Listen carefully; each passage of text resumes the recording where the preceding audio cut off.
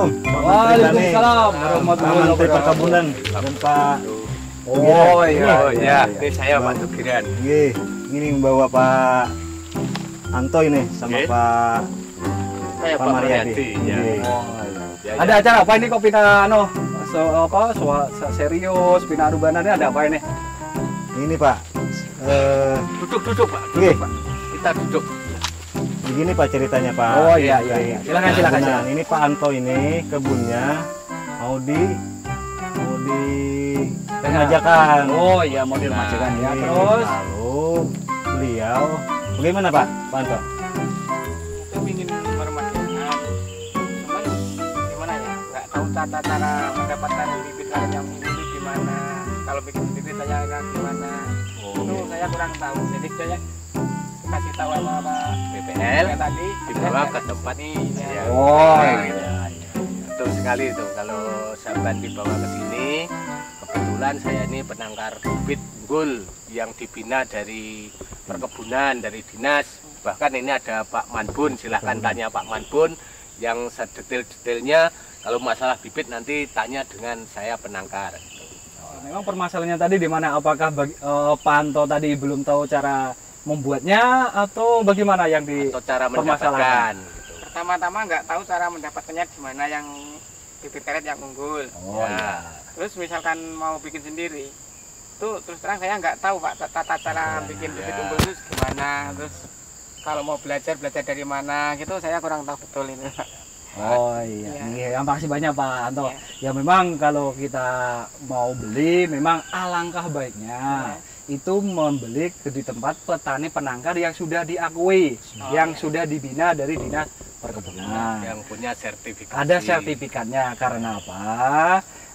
Bibit itu tadi kalau kita salah dalam memilih, maka kerugiannya akan kita rasakan seumur hidup Pak.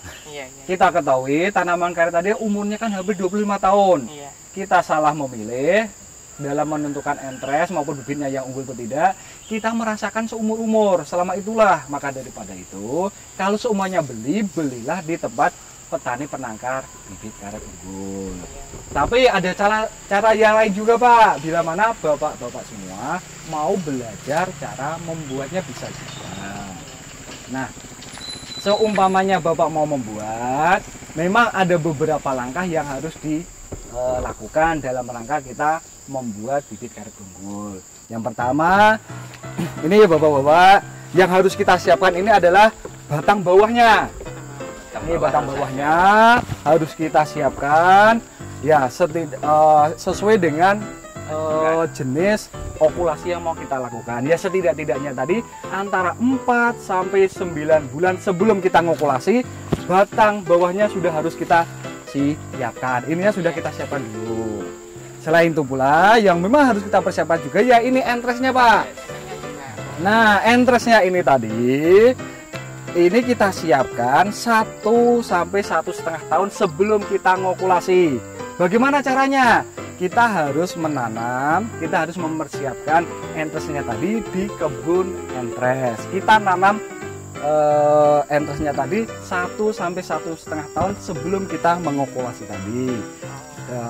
Dengan cara entresnya ini pun harus sudah berlabel, sudah diakui, entah itu klonnya, entah itu produksinya seperti apa, jenisnya tadi, keunggulan tadi harus kita ketahui. Kita tanam dahulu 1 sampai 1,5 tahun sebelumnya. Tadi sebelum kita ngokulasi ada beberapa yang harus kita siapkan. Setelah batang bawah sudah, entres sudah, terus ada alat yang diperlukan. Nah inilah alat dan bahan yang harus kita lakukan dalam rangka melaksanakan ngokulasi tadi. Nah setelah alat dan bahan kita dapat, apa tuh yang harus kita lakukan? Nah sebelum kita ngokulasi, memang alangkah baiknya batang bawah tadi sudah dipupuk dulu.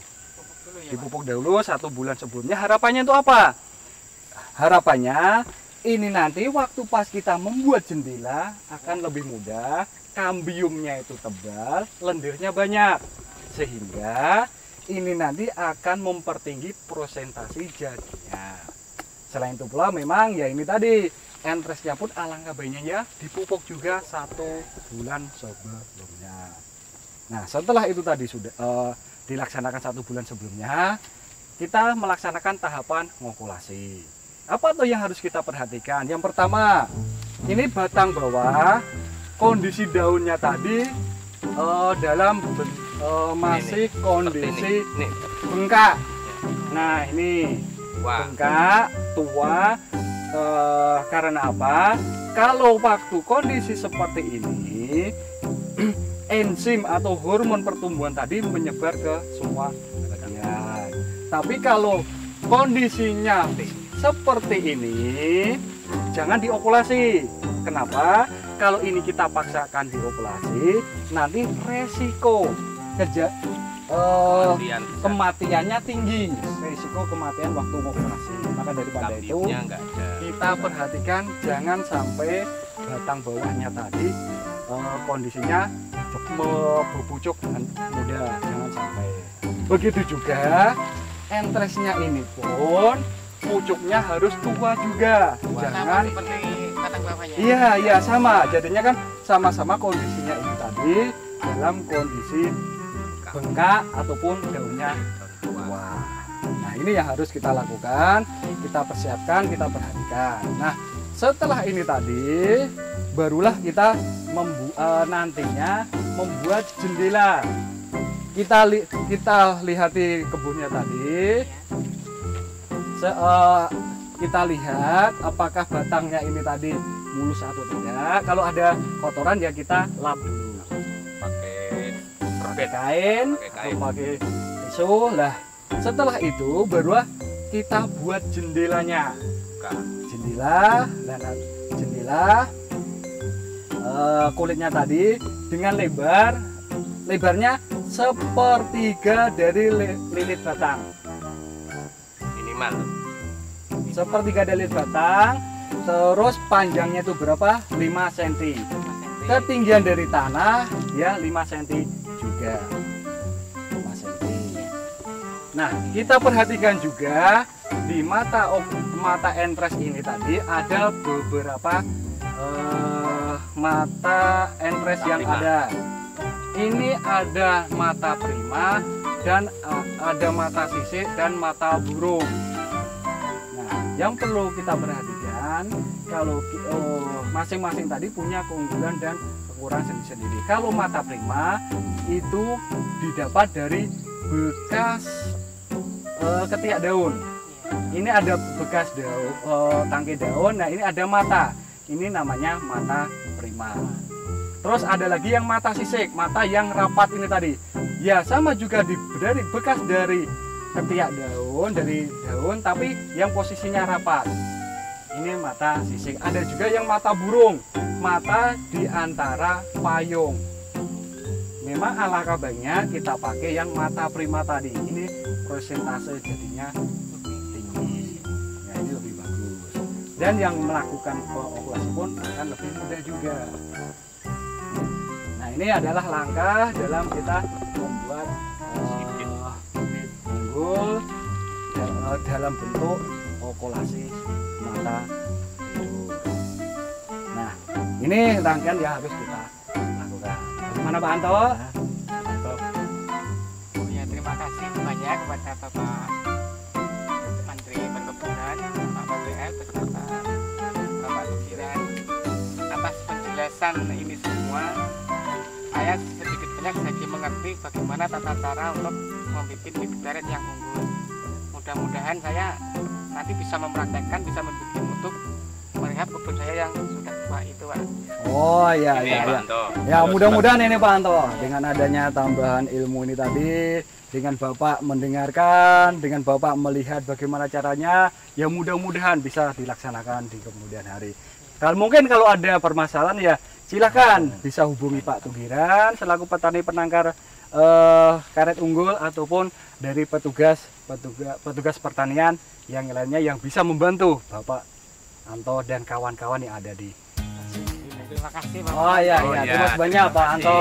Oke, Ya, mudah-mudahan nanti bisa Pak beli Mariadi, di sini. mudah-mudahan bisa dilaksanakan. Terima kasih Pak PPL Dalam bisa rangka, bina ya, petani.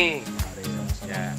Ini mungkin nanti kan Pak Mariadi habis ini Pak Tugen habis ini mau ngoperasi juga. Kalau semuanya mau melihat bagaimana caranya setelah ada penjelasan tadi, silahkan diikuti. Silakan. Prosesnya seperti apa? Kebetulan ini saya pas ini mengerjakan anak bani baru kerja mau kolasi. Jadi silahkan untuk melihat langsung praktek cara-cara mengerjakan mau kolasi. Salah kalau gitu. Ya, silahkan Pak. Kan Jadi kita itu ada- sama-sama Ada menuju ke guru-gurunya itu guru kolasi. ya, silahkan kita menuju